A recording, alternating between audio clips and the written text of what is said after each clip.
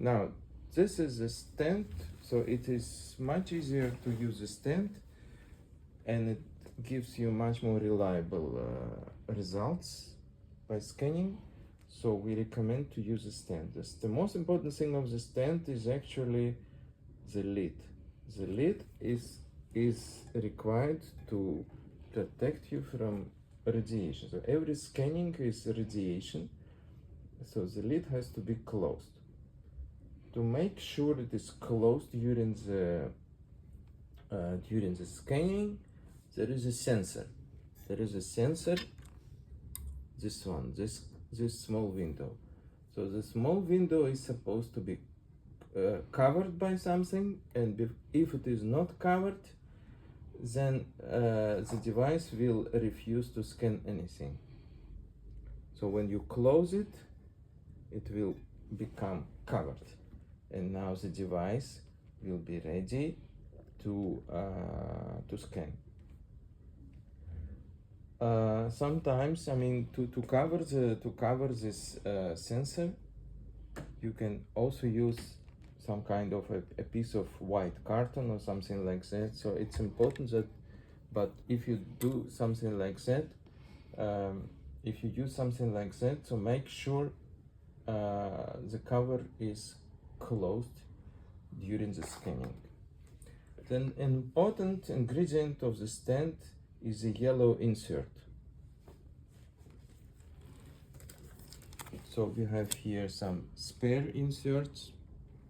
The inserts are supposed to be replaced regularly, at least once a month, or they can be replaced more often if you have you have suspicions that the device doesn't work properly.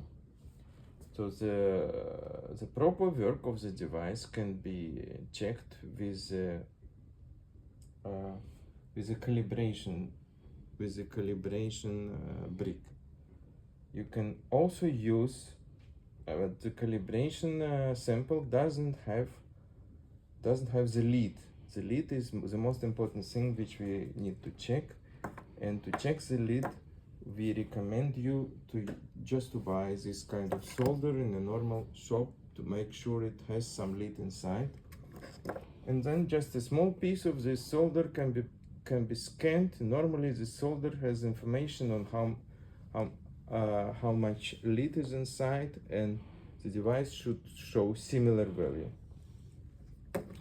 So if you don't have the proper reading, try to clean the yellow insert with something like with a brush or with some spirit. If it doesn't work, perhaps you need to replace the insert. And then pay attention that right now our device is connected via power supply. It is not strictly required, but in this way you make sure that it always has the power. It doesn't work from the battery. It makes sense to have some tools which will be required later on. So we have here a file, we have a cutter, and we have pliers. And these tools can be used or will be used to prepare the sample. Now, to switch the device on, you use a switch underneath.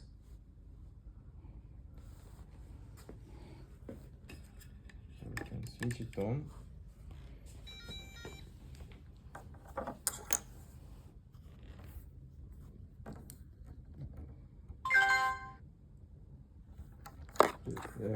Then you have to enter the login password, and you have two modes.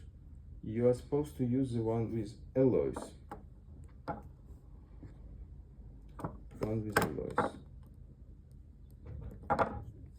If you wish to be informed whether the device, whether the sample passed ROHS, then you have to select a sample for, you have to select the option from the menu. Simple that it is ROS testing. So that's basically it, and now we can proceed to test a sample.